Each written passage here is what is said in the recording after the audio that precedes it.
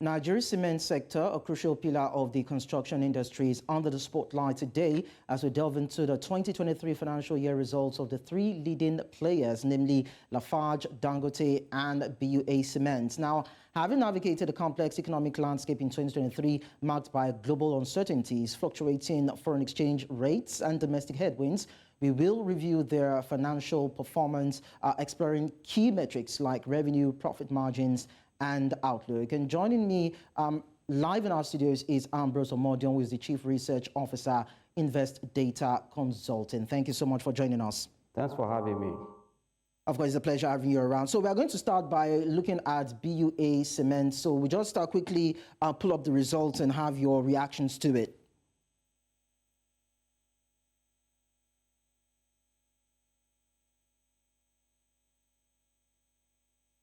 All right, so before we actually look at the numbers, I want to believe that you have an idea of what the profit is, and of course the revenue and the profit after tax and earnings per share. So quickly, let me just take a reaction. What do you make of the BUA numbers? We'll be pulling up the numbers in about a few minutes, but looking at the top line specifically, what does it say?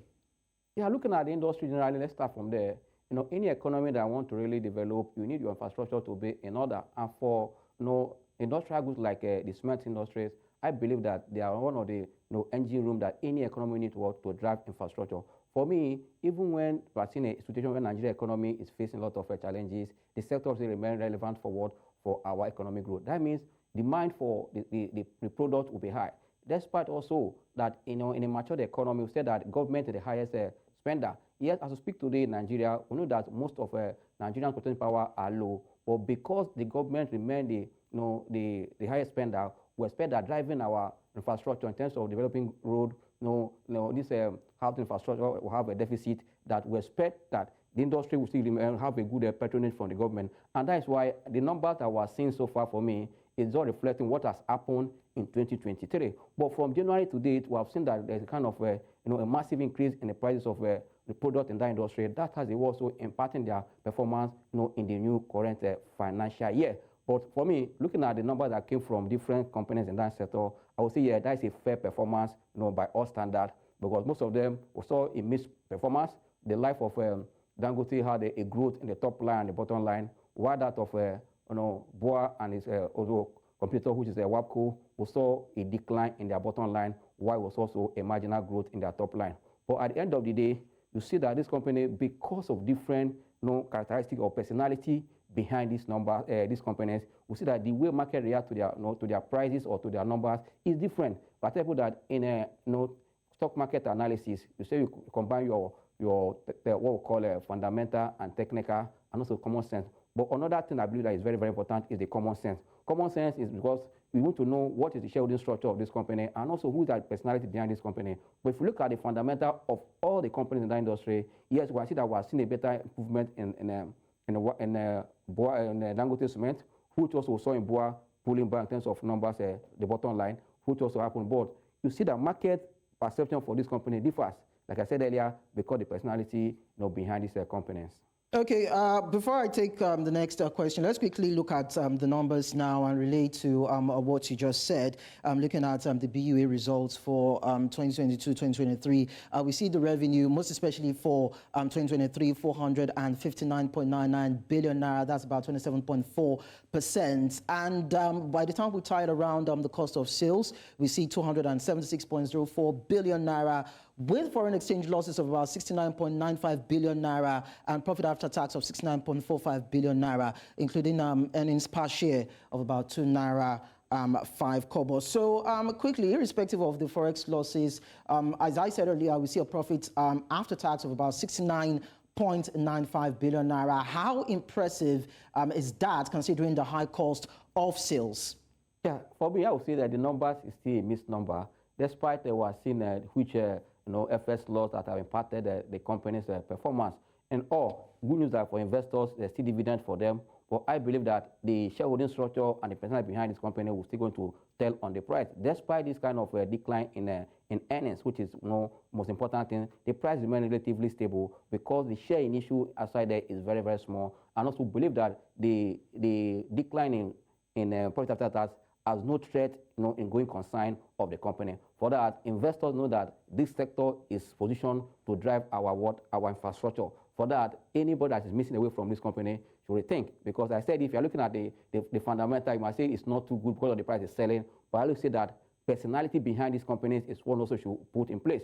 You look at matured economy, you see names behind all the big techs. It tells you what is happening in those companies today. That means in Nigeria, we are seeing these companies as a highly priced stock that are giving us insight what is happening in their company, and at the same time, the nature of the personality behind them will go a long way to impact the price. This number is not enough for investors to say because there's a decline in their profit after tax, let's run away from the stock. No, because there's still potential for the industry. If by God grace, going to the future, the government is able to address the issue of FS challenges, these companies are where investors should, because I tell you, as far as we're having a housing deficit in Nigeria, our infrastructure is not yet to where we expect to be. There's still a gap. For that, there's still opportunity for this company to do well. Okay, let's quickly now look at Dangote results and see what that tells us. So we see Dangote results, Dangote Cement for 2023, 2.21 trillion naira. Now, a 36.4% increase in revenue to the tune of about 2.21 trillion naira is no easy feat, I must say, and in the face of challenging macroeconomic conditions.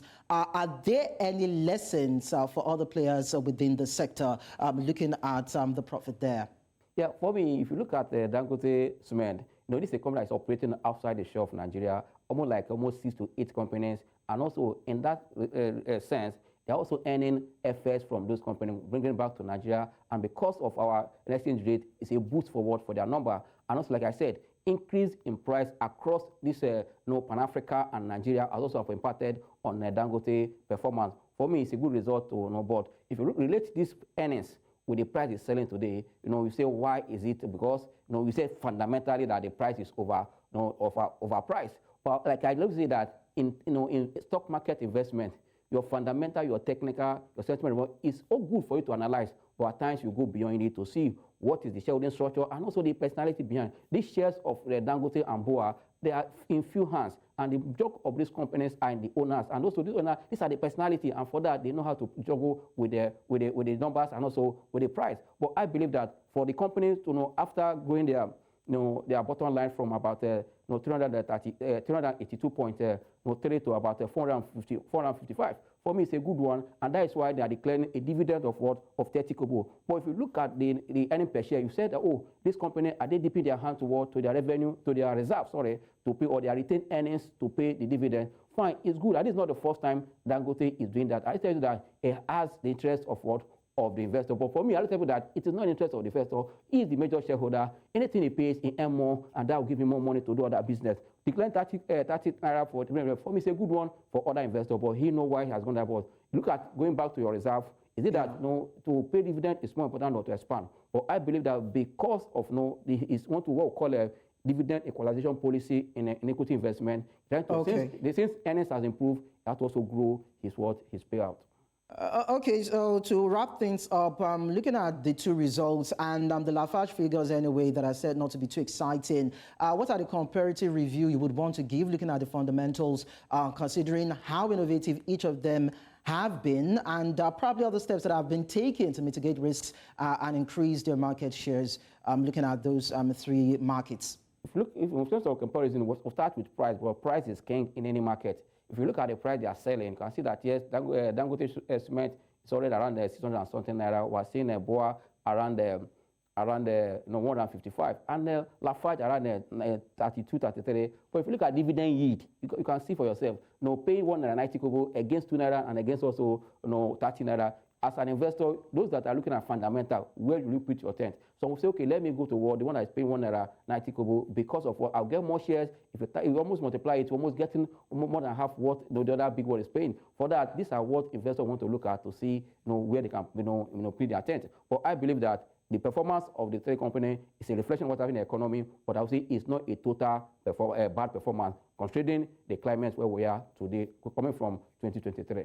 Okay, Ambrose Omodion, Chief Research Officer, Invest Data Consulting. Thank you so much for coming to our studios to help us understand this better.